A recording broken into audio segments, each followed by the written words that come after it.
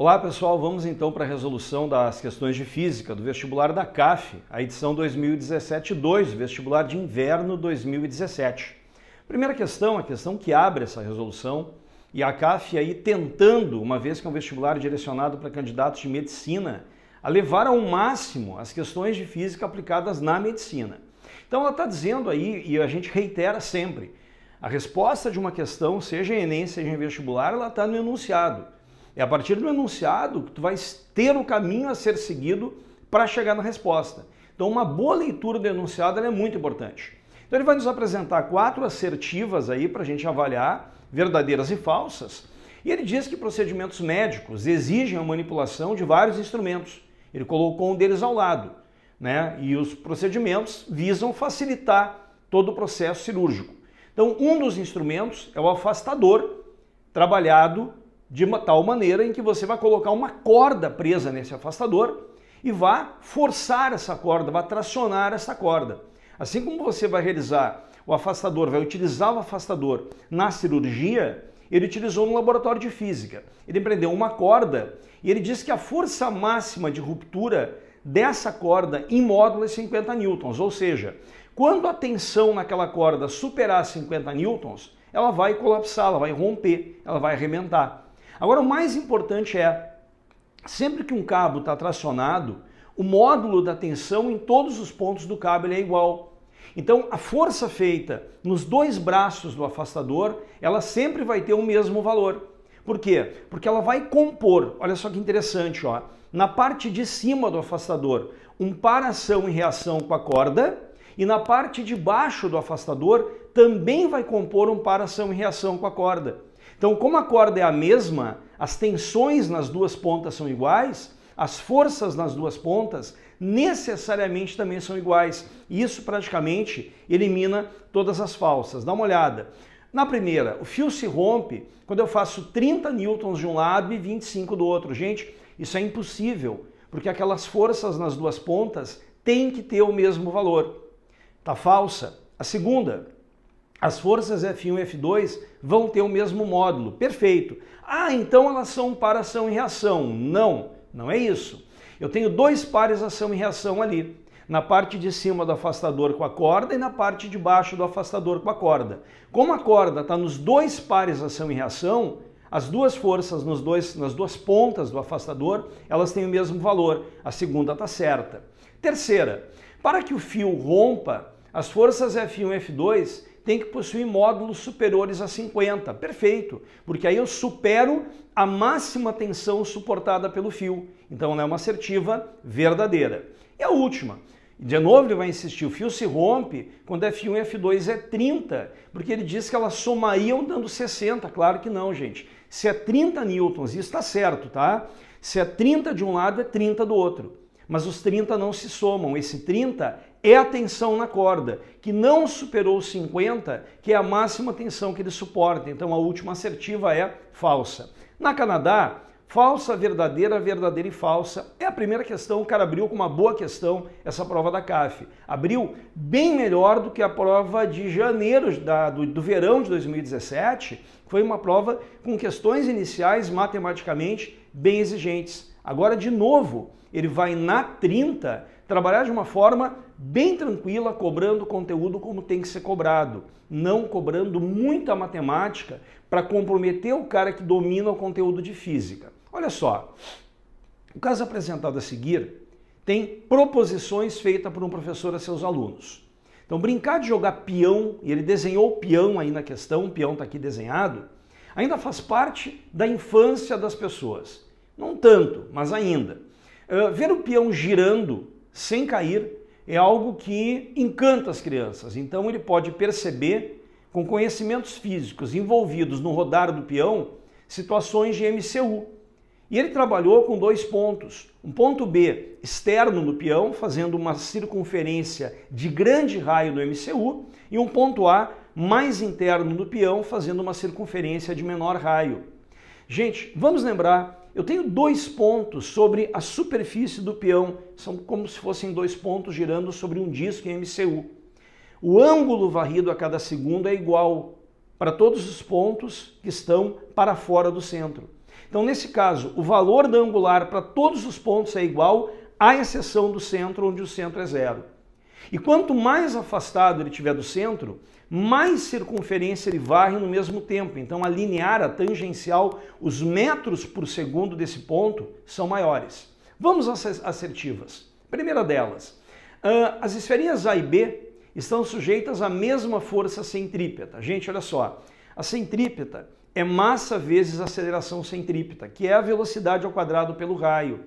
E a velocidade tangencial do ponto B mais externo ela é maior, então a centrípeta ela não é a mesma, até porque a gente considera que essas duas bolinhas, né, que estão grudadas ali são iguais, a massa é a mesma. 2. As angulares de A e B são iguais, perfeito, é o mesmo ângulo varrido a cada segundo. Terceira assertiva, o vetor velocidade linear de A é constante. Não, os dois estão girando, apesar dele ter módulo constante, porque o movimento é circular e uniforme, por ser circular, a direção da velocidade está variando. E a quarta, o módulo da velocidade linear do A é menor do que o do B. Ao contrário, né, gente? O B está mais externo, a linear do B ela é maior do que a do A. Então aí estão corretas a 2 e a 4, que vão em C de Croácia. Na questão 31, na minha opinião, ele deveria ter citado que quando o sujeito que utiliza o spray para cuidar, para tratar da sua asma, aciona o dispositivo, o tubo, há uma expansão rápida do gás. Ele não é muito claro em relação à expansão rápida que acontece nesse aerosol. Então ele deveria ter citado isso, mas o aluno, quando tem uma aula de transformação adiabática, qualquer professor cita para ele como algo equivalente a uma expansão adiabática, em nível de redução de energia interna, redução de temperatura do gás, a percepção do resfriamento do gás, um aerosol. Então, só o fato de o aluno ver que o aerosol está sendo acionado, que o gás está saindo desse aerosol e com uma rapidez muito grande, ele vai marcar Brasil, onde diz que o gás sofre uma expansão adiabática muito rápida, não permitiu nesse curto intervalo de tempo uma troca de calor que pudesse ser comparado com um trabalho realizado. Uma boa questão de um nível até bem tranquilo. Questão tranquila, como a gente não encontrou na edição de 2017-1 da CAF.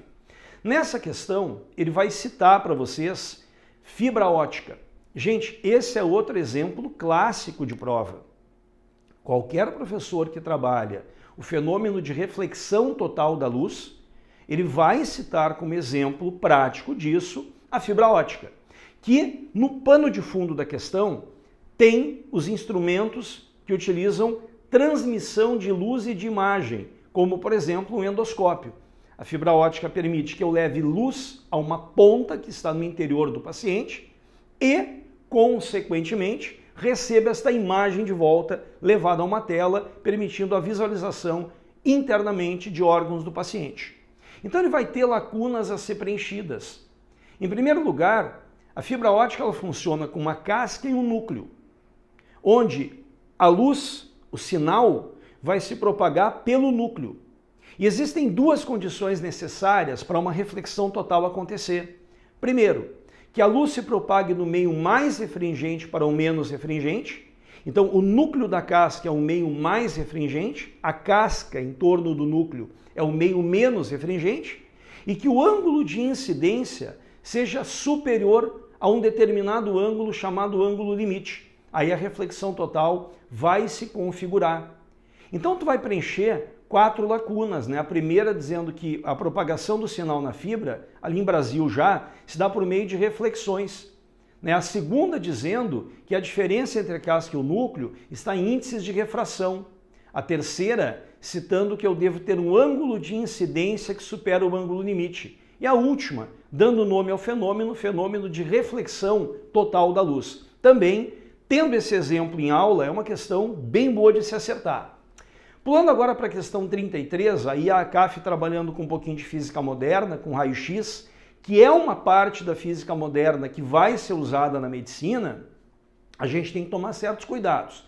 Ele vai citar do Röntgen a descoberta do raio-x final do século XIX, estava trabalhando com um tubo de raios catódicos, acidentalmente identificou a geração de ondas eletromagnéticas de alta frequência, chamou de raio-x, o X justamente por não saber que faixa de frequência ele estava tratando.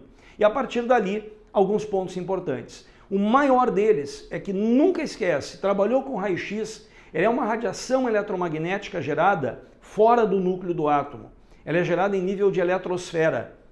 Quem é gerado em nível de núcleo é a radioatividade, as radiações alfa, beta e gama. Não esquece disso. Então a primeira assertiva, vamos a ela. Os raios-x atravessam corpos opacos à luz. Isso é verdade.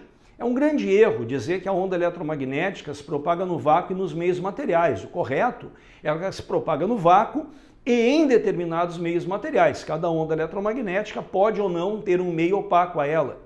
Então uma porta de madeira como essa que está aqui ao meu lado no estúdio, ela não é atravessada pela luz, mas se eu tiver uma fonte de raio-x na parte externa desse estúdio, por não haver uma blindagem de chumbo, por exemplo, ou de barita nessa porta, o raio-x sim vai atravessar essa porta, ou vai atravessar uma folha de papel que é opaca à luz. A primeira está correta.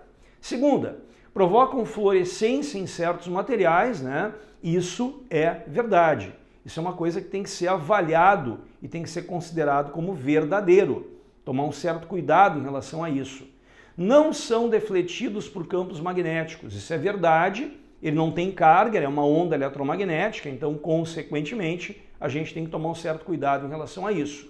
E os raios-x propagam-se em uma única direção. Isso é errado, é uma onda tridimensional, propaga em todas as direções. Um ponto importante sobre o raio-x é que por ele ter um comprimento de onda muito pequeno, muito baixo, a difração dele é pouco acentuada. Por isso que num consultório dentário, o dentista muitas vezes vai atrás da parede e não há necessidade dele fechar a porta, porque a capacidade de difração do raio-x é muito pequena. É um comentário que a gente pode agregar à questão. Estão corretas as quatro primeiras assertivas. Gente, 34. Para realizar um tratamento, deve-se dar um banho no paciente com uma água a 37 graus. Aqui vai ter um pouquinho de cálculo. Eles usam um chuveiro elétrico de resistência 22 ohms ligado em 220 volts. Todos os dados matemáticos. Agora vem as constantes. Calor específico da água, olho vivo nessa unidade, ela está em joule em gramas.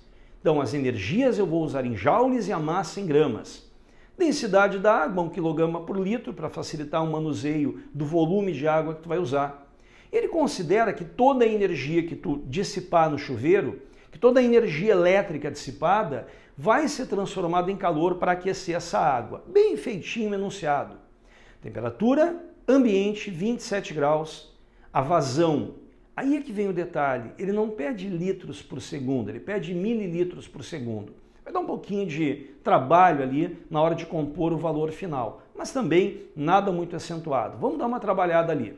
Primeira coisa que eu faço é achar a potência do chuveiro, que vai ser a quantidade de calor em joules que eu vou obter a partir do efeito Joule a cada segundo. Então a voltagem que eu ligo o chuveiro é 220, ela vai ao quadrado, e a resistência do chuveiro é 22. Isso me dá 2.200 watts de potência. Um bom valor ali, um valor matematicamente bom de ser manuseado. O mais importante é aquilo que a gente tanto frisa em aula. Na calorimetria, as quantidades de calor trocadas podem, muitas vezes na prova, serem obtidas pelo produto da potência e do tempo, que é o que eu vou precisar fazer. Então, a quantidade de calor para variar a temperatura sensível, massa, calor específico, variação de temperatura, o MC ΔT, é a potência vezes o tempo. O que eu faço? Aquela massa eu abro como densidade vezes volume, porque o que eu busco é a vazão. Então eu isolo de um lado o volume pelo tempo. Então eu já tenho direitinho, isoladinho o que eu preciso. Do outro lado, a potência conhecida de 2.200, a densidade da água de 1.000 kg por metro cúbico, o calor específico dado de 4 graus Celsius, de 4 joules por grama grau Celsius, e a variação de temperatura que eu busco na água de 10 graus. Isso é 0,055 litros por segundo. E isso a gente vai converter para mililitro para chegar na alternativa A de Alemanha.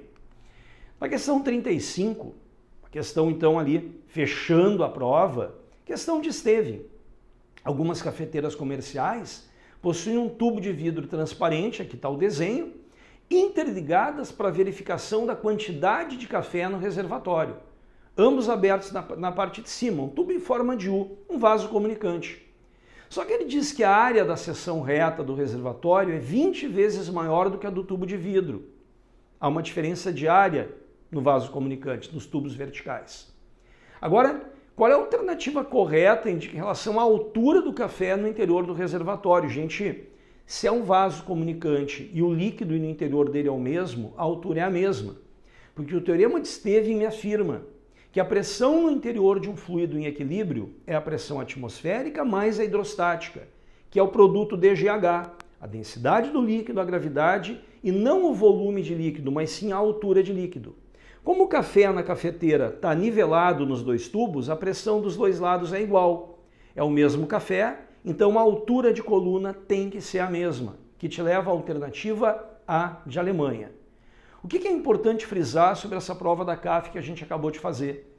Que em relação à prova de 2017-1, ela foi uma prova muito menos trabalhosa. Mas sempre no verão a CAF dá um pouquinho mais de trabalho que no inverno. Por isso que nessa 2018-1 a gente tem que ir bem orientado em relação ao que a gente falou na resolução de 17-1, que a questão que matematicamente te exigir mais deve ser deixada para o final da prova, para não comprometer a resolução das demais questões. Pessoal, obrigado pela atenção e até a próxima. Tchau, tchau.